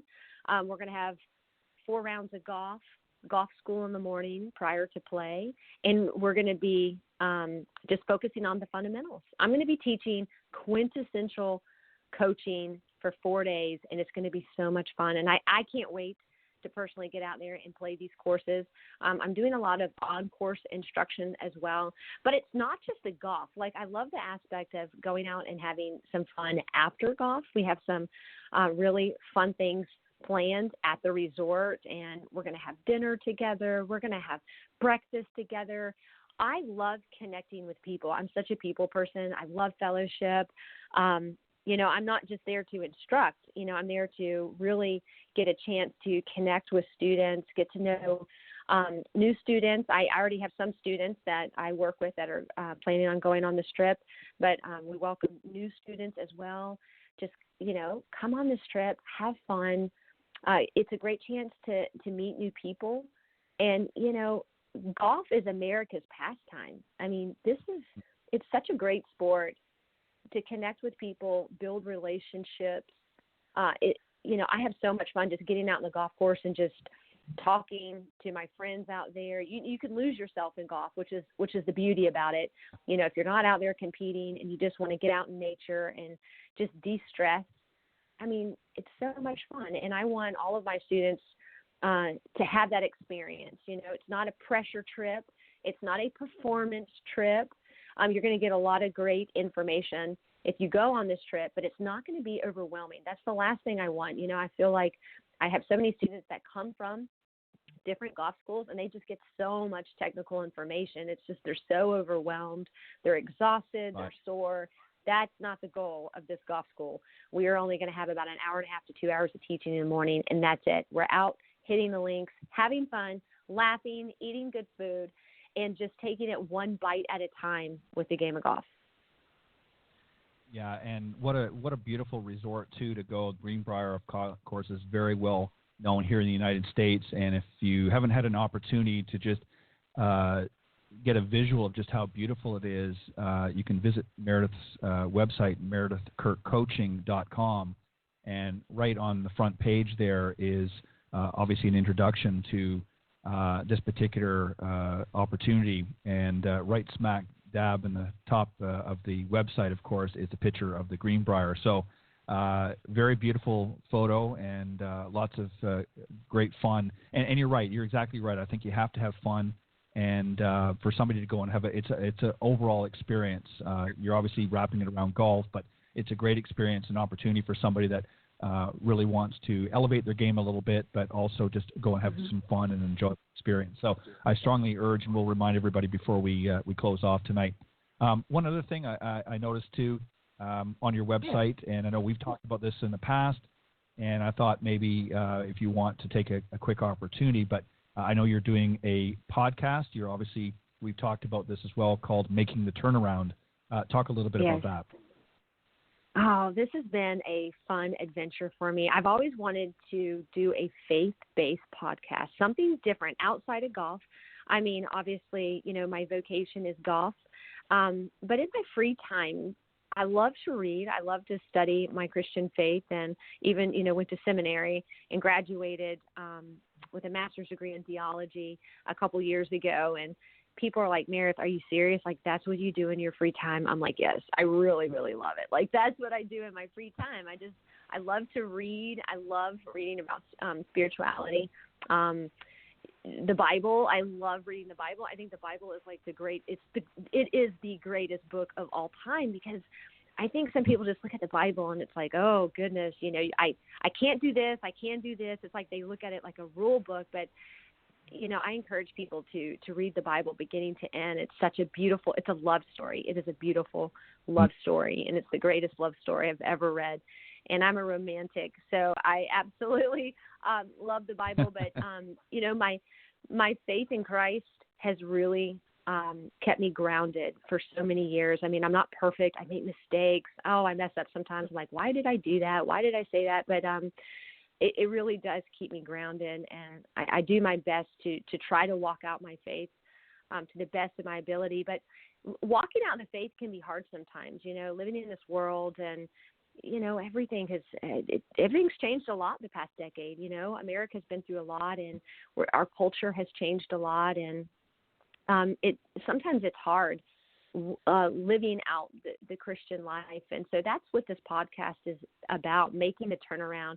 You know, I want to give people hope that no matter what situation they're in life, no matter what decisions they've made, maybe somebody has done something they regret or they've messed up and they feel like they can't get back on track. I want to give people the hope that they can, because they can. And they can do that through Christ and knowing him. And it's not this podcast. What it's not is it's not like a Bible thumping podcast. That's not the goal of making the turnaround. The goal of making the turnaround is just directing someone on how to get on a better path, you know, and just pointing them in the right direction, and that no matter where you've been, what you've done, what you've been through, that you can always make a turnaround. You can always get on the right path. And that's what I love about being a Christian is, you know, if you mess up, you just say, you know what, okay, I'm going to learn from that, and I'm not going to repeat that again. And I'm going to keep moving forward. And I think all of us have to do that. Every single one of us living on earth right now, you know, we're all sinners. We all mess up. And we all need that hope that we can keep moving forward. So at this point, you know, I do the podcast when I feel led. I don't quite keep a certain schedule. But some of the podcast titles that I've done, like one is called Get Your Joy Back. You know, how do you get your joy back? You know, we all have moments where we lose our joy. We feel discouraged. What can we do to get that joy back? And one of them's called You Were Made Before the Foundation of the World.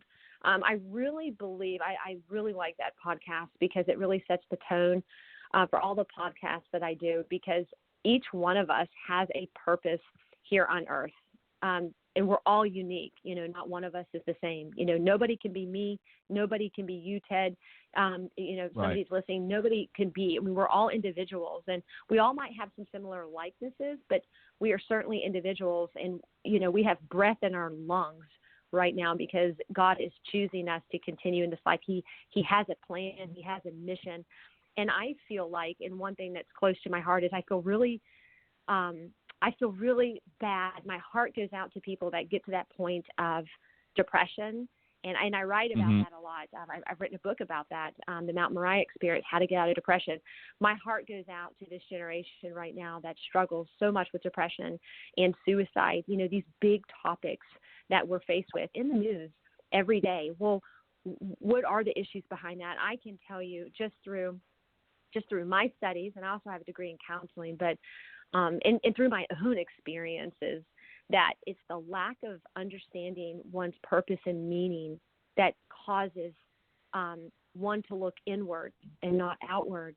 And I've been there at certain points in my walk, just depressed, you know, and it's somewhat of an inward, you know, but what is the root of that? Well, most often it's not knowing why you're created. And that's one thing that you'll learn in these podcasts, why you were created. There is an answer. I have a podcast. And if you're wondering that and you're listening to us right now, you can go to my website and you can click on that and you can go straight to that podcast. But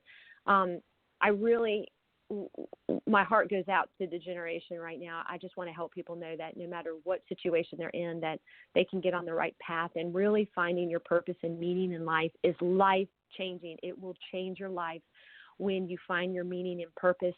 And that first step to finding your meaning and purpose is having a personal relationship with Jesus Christ, your maker, your creator. And you know, I wasn't always a Christian. I wasn't a Christian until I was almost 20. You know, it took me a while. And even then, even after 20, when I gave my life to Christ, I still had my struggles. I still had some weaknesses in areas that I struggled with, but it continued to get better. It didn't regress, but my life continued to get better. And I think sometimes people can read maybe like somebody's bio, like for example, somebody could read my bio. Oh, she was Mrs. South Carolina. Oh, she had this award or this award. And sometimes I'll read my own bio and I'm like, gosh, if people only knew what was in between the lines of my bio, like it really, right, exactly. Like seriously, like if people only knew what was in between the lines of my bio, I've had tons of struggles, tons of hardships, things that have come to me that have been unfair, things that I've chosen, So it's, life is interesting, and I just love connecting to people from every different walk. I don't care who the person is. I love everybody, and I love meeting people.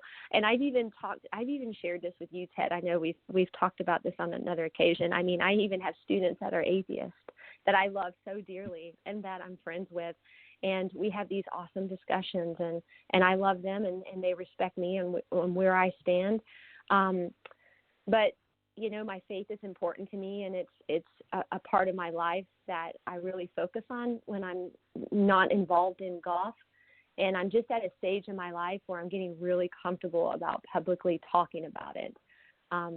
I think I told you this as well, Ted, but I had a very negative experience with a tour player in which I will not mention their name, but they said that they were a Christian, but they basically said, don't talk about Christianity, don't talk about your faith. You'll lose opportunities. You'll lose job opportunities if you do. And then they chose this path, and they did very well and made a lot of money, but they hid their Christianity. And it really bothered me. It bothered me for a couple years, and it made me feel like I kind of cowering back from not my faith, but publicly talking about it. And I just woke up one day and I said, enough's enough. That is the worst advice I've ever heard. I am going to talk about my faith. I'm not going to, be a Bible thumper. I'm not a Bible thumper. But, if the opportunity arises, I will certainly let somebody know how imperfect I am. But I found someone perfect, and that is Jesus Christ for me. Well said. And I agree 100%. I think you have to be your authentic self in whatever you do. And you're right. We're all on a journey. We all have our ups and downs and our mistakes, but you can't be afraid to be who you are because of what somebody else thinks or says. And, as I said to you earlier on in the broadcast, you have to be willing to overlook, sometimes, especially if you're somebody that becomes in the public eye, there's always going to be somebody that's going to be skeptical or critical of things that you do. But if you're authentic to yourself and you stick to what you feel and believe in, and your heart is in the right place, then, God will certainly always find a way. And I'm the same as you. I mean, there have been times in the past where, you become apprehensive about letting people know that you're Christian and things like that, because there's unfortunately been a stigma attached to that over the last, probably several decades now. But, right. I think people are to recognize that. And I applaud you for, having the courage to come out and do that. And I think it's a great, I've listened to, I haven't listened to them all, but I've listened to some of the ones that you've done. And it is a great podcast called Making the Turnaround, and it's available where all great podcasts are. So visit Meredith's website, meredithkirkcoaching.com. You'll find that there, a list of some of the books, some great video tips as well, and also an opportunity to check out Meredith Kirk's golf school, if you will. That's going to be held at the Greenbrier in April of 2020. So make sure you check out that. And if you haven't already, register for that and get more information. You can find that on our website. Meredith, I want to take this opportunity. I hate that we have to go. I always enjoy having you on the show. I think you're a great individual, and I applaud all the things that you do. And I appreciate that we were finally able to connect this year.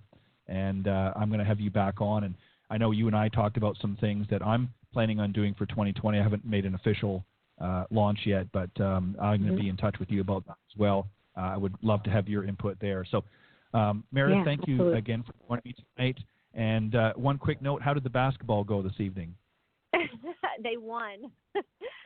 They won their game. They played great. Yeah, it was a great team. Very good. So just to show you that it's not all about golf, there's some other things in Meredith's life as well. It's about basketball, too. It was, exactly. I know you've got 3 wonderful sons and a wonderful husband, and I know you've got a great family there, and you're all very honored and blessed to have one another. Meredith, thank you very much for coming on the show. Again, you're always welcome to be my guest, and I just enjoy our conversations. Keep up the great work. I'll be in touch with you soon. God bless, my dear, and just go out there and just keep doing the wonderful things that you do. Thank you so much for having me on. We'll stay in touch. All right. Thanks, Meredith. All right. Bye-bye. All right. That was my very special guest this evening, Meredith Kirk. If you go to meredithkirkcoaching.com, you can check out all the great things that she's doing. As I mentioned, there's some books there that she's put out, and you can find out how to get your hot little hands on a copy there. You can find out more about her opportunity in the Greenbrier in April of 2020. There's still opportunities to register for that event, so you might want to check that out if it's within your wheelhouse.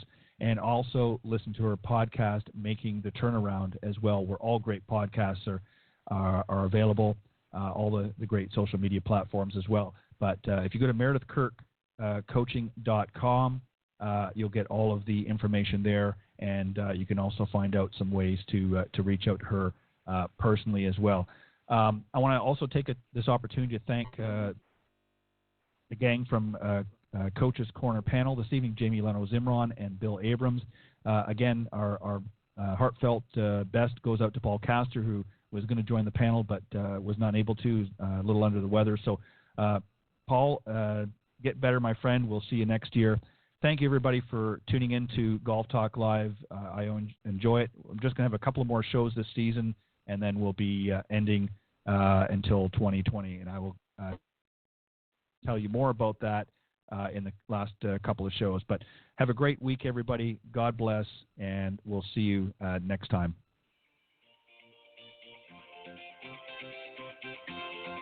Thanks for listening to this evening's broadcast of Golf Talk Live. Remember to tune in each week at blogtalkradio.com/Golf Talk Live. If you can't join us live, check out the on-demand section for previously aired broadcasts, or listen on any of the following social media platforms: iTunes, Stitcher, TuneIn, CastBox, TalkStream Live, and of course Spotify. To get updates on future shows and upcoming guests, be sure to visit the show's Facebook page, Golf Talk Live Blog. You can also follow me on Twitter at Ted and Buck CEO. Remember to join me live each week for another great broadcast of Golf Talk Live. See you next. This has been a production of the iGolf Sports Network.